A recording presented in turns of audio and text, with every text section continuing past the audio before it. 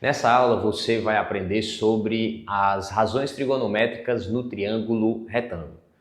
Então, a primeira coisa que eu queria falar aqui para você que está assistindo esse vídeo é que na matemática uma razão significa uma divisão, um número dividido por outro, é uma fração, um numerador e um denominador. E quando na geometria nós falamos sobre triângulo retângulo, nós estamos falando de um triângulo específico, é um triângulo que possui um ângulo de 90 graus. Então, tudo o que nós vamos estudar nessa aula de hoje é referente a um triângulo que possui um ângulo de 90 graus. Ok? Então vamos lá, nós temos três razões trigonométricas principais. Nós temos também mais três decorrentes, mas nessa aula de hoje nós vamos nos concentrar nas três razões trigonométricas principais. Quais são elas, professor? Antes de eu falar para vocês quais são elas, primeiro eu quero situar você aqui no nosso contexto. Olha só, imagine então este triângulo retângulo, está aqui o ângulo reto dele, que possui lados A, B e C. Ora, os lados de um triângulo retângulo, ele recebe nomes específicos. O lado que está oposto ao ângulo de 90 graus é chamado de hipotenusa, e os outros dois lados são chamados de catetos. Se você tiver percebido, eu coloquei também os outros dois ângulos desse triângulo, que eu chamei de alfa e de beta. Tudo bem? Olha só, esse triângulo tem ângulos internos 90, alfa e beta, e tem lados A, B e C. Em um triângulo retângulo, sempre o maior lado será a hipotenusa, porque em qualquer triângulo vale a seguinte relação: o maior lado está sempre oposto ao maior ângulo, assim como o menor lado está oposto ao menor ângulo. E como a soma dos três ângulos de um triângulo sempre dá 180 graus, ao ter um ângulo reto no triângulo, um ângulo de 90 graus, é óbvio que esse ângulo será o maior. Portanto, a hipotenusa, que está oposto ao ângulo de 90 graus, sempre será o maior lado do triângulo, ok? Voltando aqui, então vamos lá. As três razões trigonométricas iniciais do triângulo retângulo são o seno, o cosseno e a tangente. O seno, a maneira abreviada de você escrever, são as três letras S e N. Isso aqui significa seno. Sendo que seno, cosseno e tangente são referentes a um ângulo. Você calcula seno, cosseno e tangente de um ângulo, que pode estar medido em graus, que é o mais comum, mas também pode estar medido em radianos, ok? Mas você nunca vai ver uma expressão em que o seno ele está jogado, sem ninguém ao lado para complementar a informação. Sempre o seno, cosseno e tangente é referente a um ângulo. Então, neste caso aqui, o que eu estou fazendo? Eu estou calculando o seno do ângulo alfa. Ah, professor, este ângulo alfa aqui? Exatamente, ok?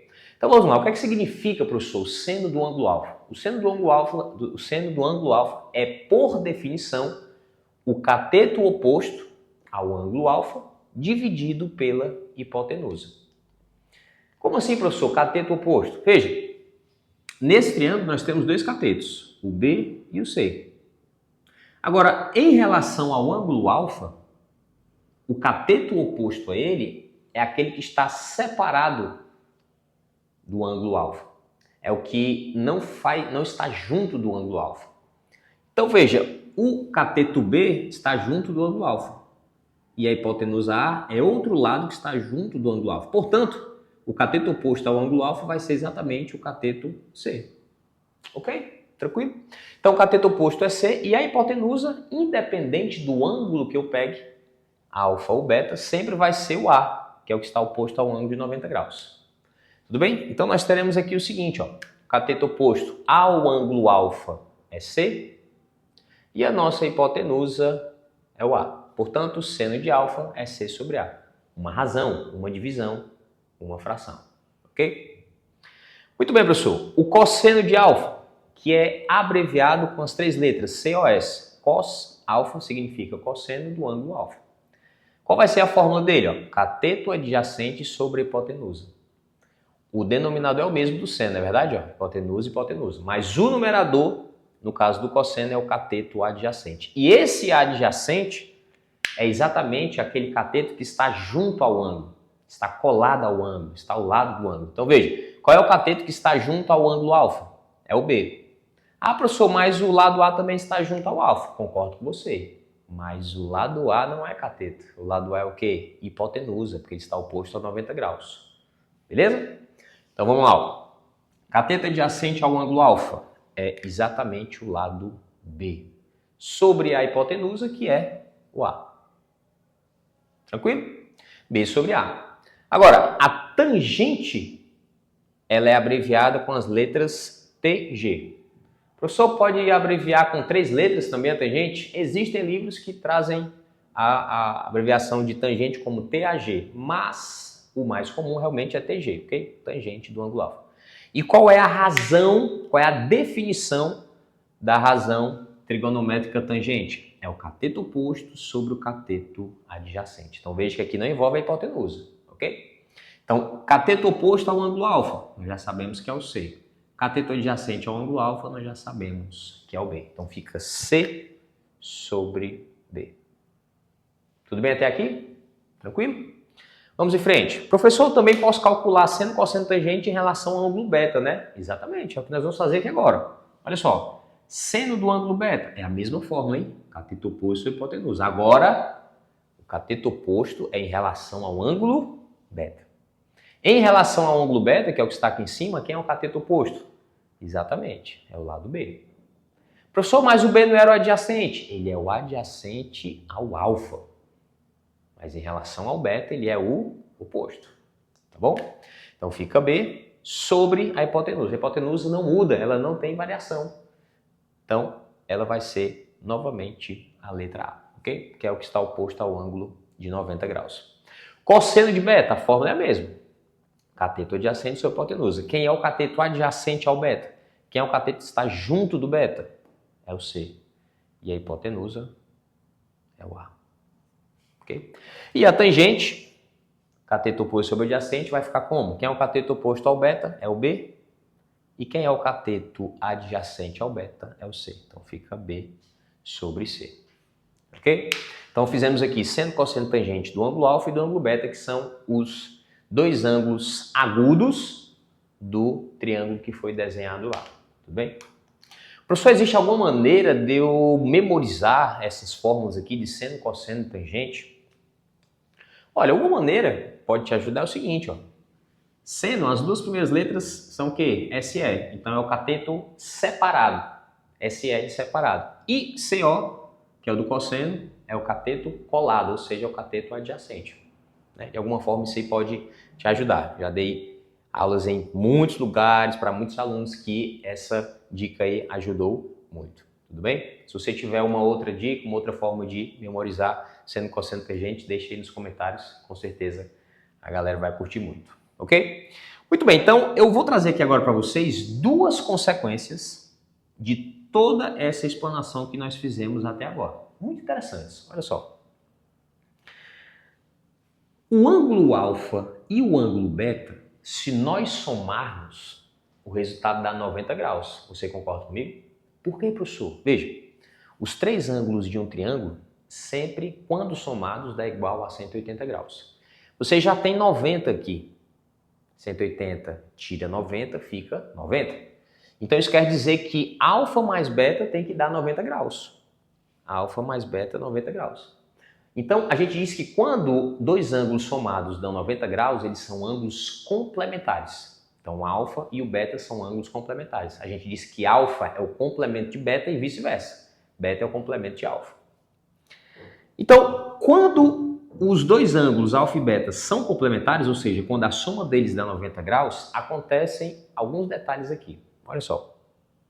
Para aqueles mais ligados na aula, perceberam que o seno de beta é B sobre A e o cosseno de alfa também é B sobre A.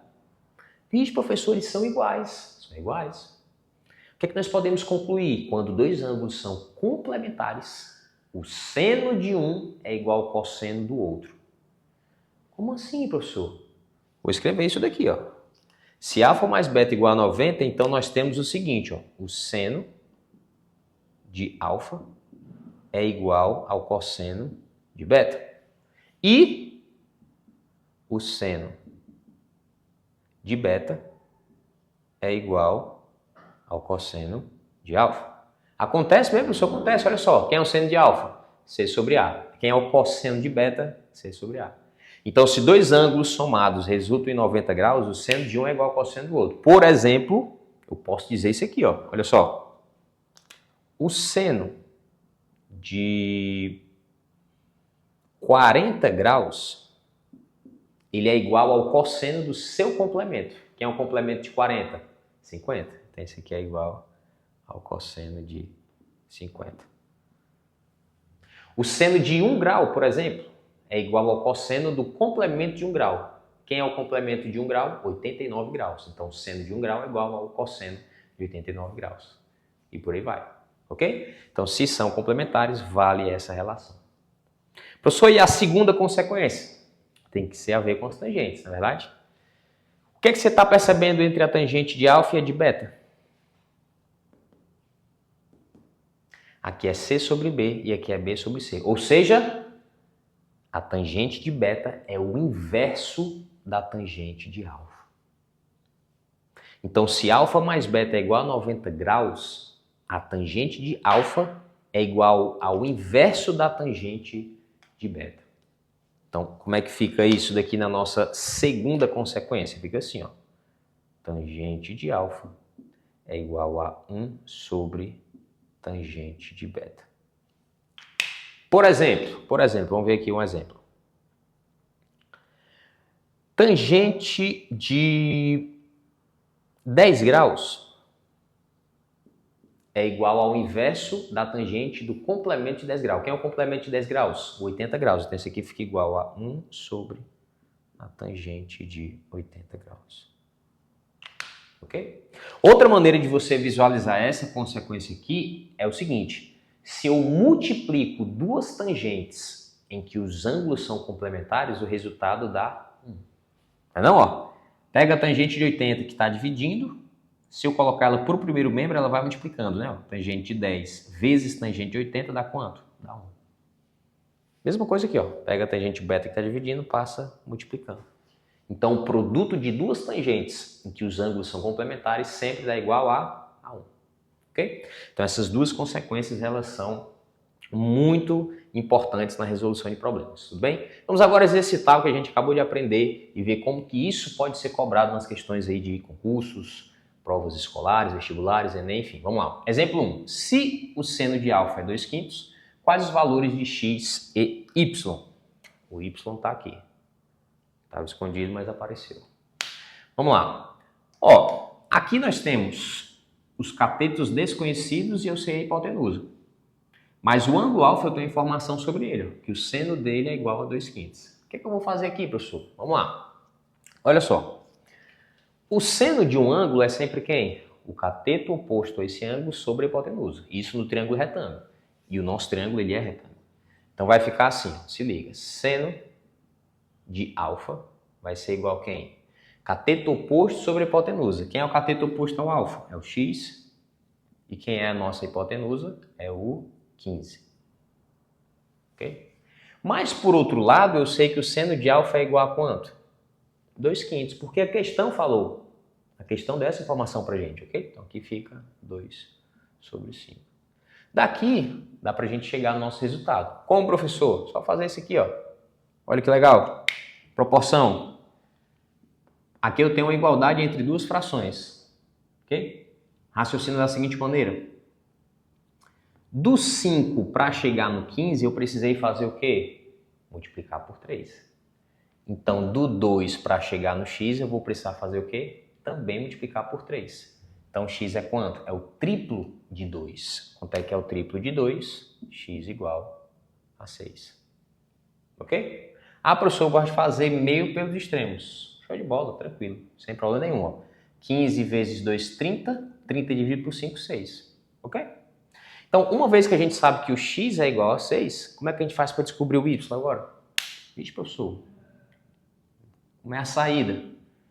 Veja, no triângulo retângulo existe uma relação muito conhecida entre os seus lados, que é o famoso teorema de Pitágoras.